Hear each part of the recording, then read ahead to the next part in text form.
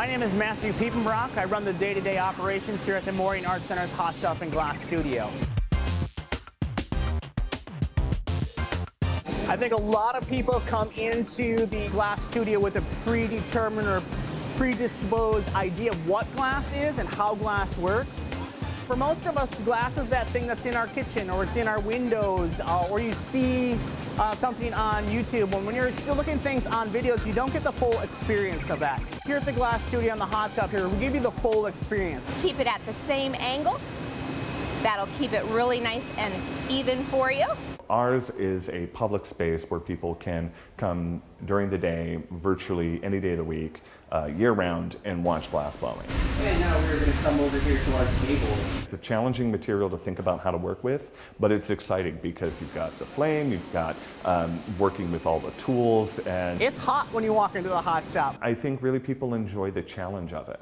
To be honest, I started working with glass from a small age, and that had come down to just breaking glass and then reassembling it and putting it all back together. Matt is from the University of Wisconsin series of colleges, which was the first college to offer glass blowing in the United States. From there, I ended up with 3 degrees in glass. When we interviewed him for the job, it was just an amazing, perfect fit for what we were looking for. To describe the Hot Shop is basically where glass is made and glass is formed. So for us here at the Hot Shop, we basically start from the raw material of what glass is.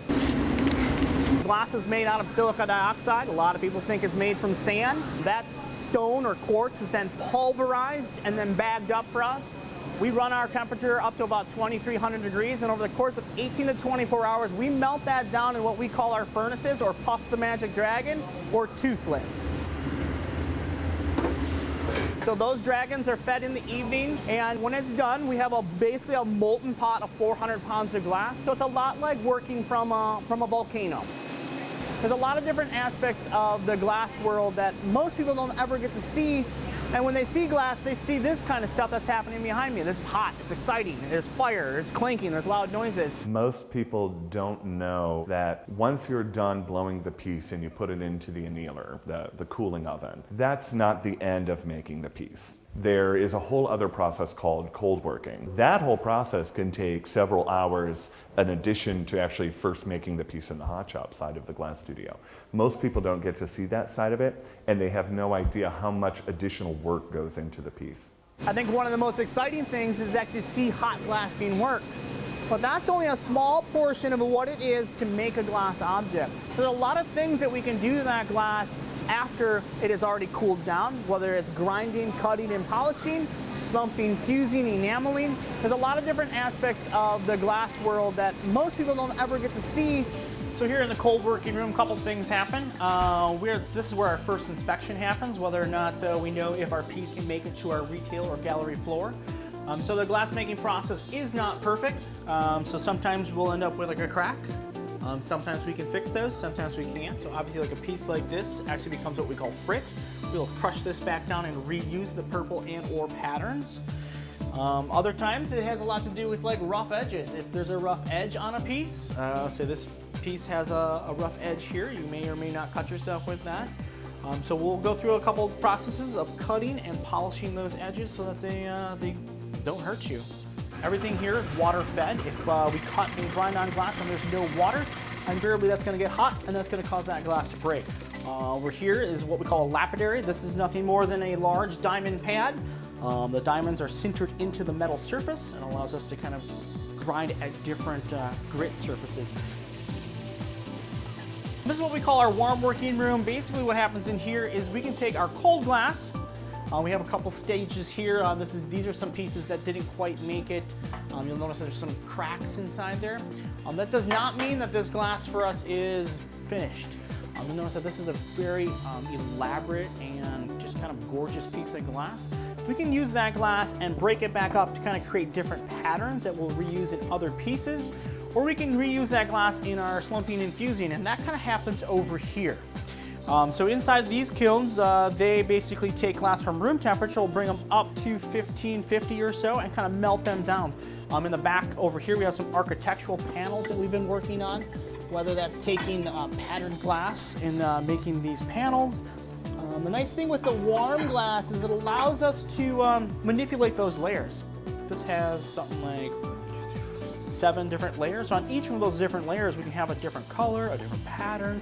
So the intricacy that you can get in the kilns is beyond what you can do in the hot shop floor. So once the piece has been ground and flattened and inspected, then it's ready to go out on the gallery floor.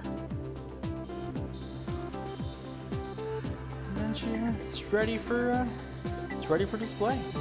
I think what makes the glass studio here at the Morean Art Center unique is the intimacy of how we present our glass and the ability for the common person to come in and work with that glass. Right behind me, we're doing what we call the experience.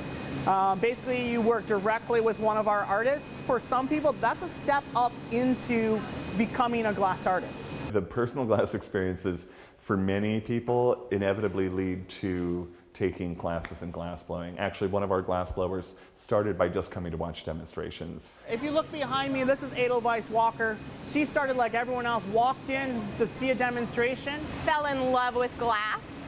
As soon as the first class was over, I signed up for the next 6-week course.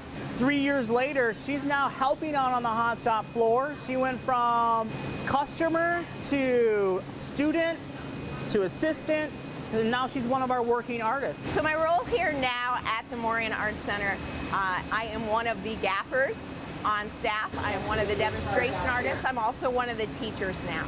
All right, Walter, here we go. I'm gonna bring it over. We're gonna get it turning. Find that line first. Yep, hold in that line, a little squeeze. This hand is gonna help turn the pipe. If you use your palm to push down on the pipe, it helps you turn more. If it gets off center, we just pause and get it on. Follow with that tool in the middle of the tool and squeeze down. A little bit squeezed. We want to narrow that area. There we go. That's looking good. That's going to become the bottom of your piece. You get to play with this molten media that goes from a liquid form and ends up freezing all in this short amount of time. You can manipulate that glass, you can pull it, you can shape it as long as you have that heated and turn it into whatever you want to make it into. So what I would tell people that are interested in trying glass, come up here and try it. We offer classes. We offer an experience where you can come up and try glass blowing. We'd love to have you come down to the Morean Art Center and especially come to see us at the Morean Glass Studio. We have really exciting demonstrations in glass blowing and glass making. They tell you how they do it and you walk through the process, and it really is an amazing thing to see it happen in a fun way to engage here. You can find us at themoreanartcenter.org. From there you can sign up for classes or experiences, and not just only in glass, but ceramics, painting, photo, collage. There's a lot of things that we offer. You can also go online and get tickets to the Chihuly collection. If you want to see something gorgeous that's made out of glass, that's one of the things.